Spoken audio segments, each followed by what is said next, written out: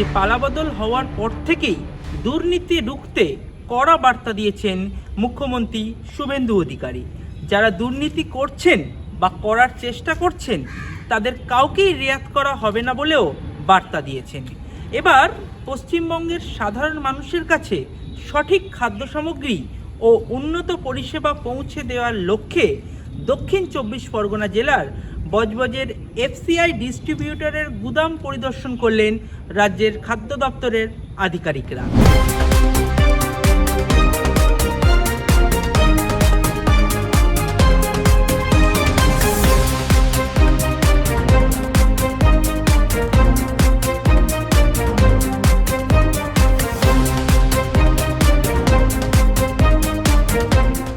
জানা গিয়েছে দক্ষিণ ২৪ পরগনা জেলার বজবজ এলাকায় অবস্থিত একটি গুদামে এবং পূজালির একটি রেশন দোকানে সারপ্রাইজ ভিজিট করলেন খাদ্য দপ্তরের সেক্রেটারি সঞ্জীব চোপড়ার নেতৃত্বাধীন একটি দল।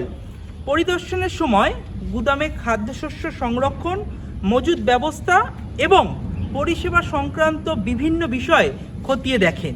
পাশাপাশি উপস্থিত আধিকারিকদের সঙ্গে আলোচনা করে প্রয়োজনীয় নির্দেশও দেন।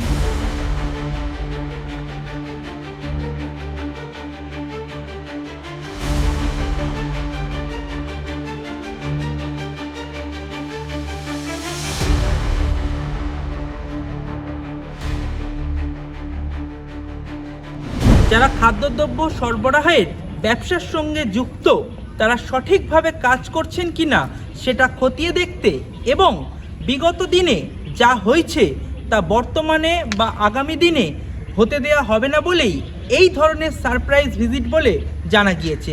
পূজালি থেকে বিশ্বজিৎ নস্করের রিপোর্ট, বাংলা হান্ট। আরো ভালো ভালো খবর দেখতে সাবস্ক্রাইব করুন বাংলা হান্টের ইউটিউব চ্যানেল।